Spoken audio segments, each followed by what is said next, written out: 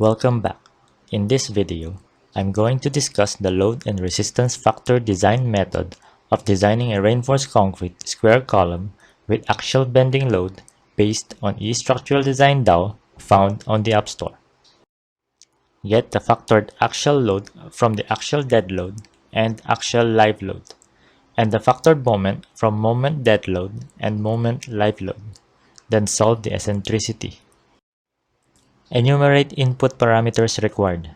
Name of column like C1, C2, floor designation like ground to second, shapes and ties, side of column, unsupported height, bar configuration with number of bars per face, vertical bars with size and grade, steel ratio, lateral bars with size and grade, strength of concrete, and design loads. Solve the factored axial load and the factored moment to get the eccentricity. Get the number of vertical bars from number of bars per face to get the area of steel. Solve the gross area of section to get the ratio of steel reinforcement. It should be greater or equal to 1% and less than or equal to 8%. Then get the spacing between bars and check clear spacing between bars.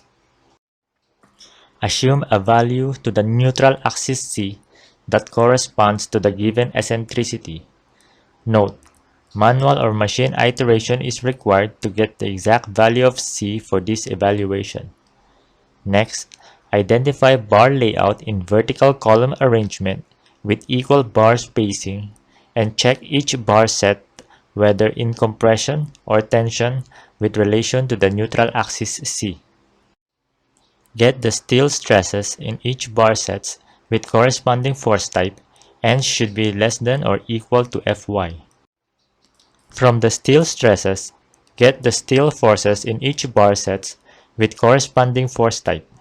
Then solve the compression block to get the nominal load from all the forces. Follow the given computations to check eccentricity and solve the nominal moment.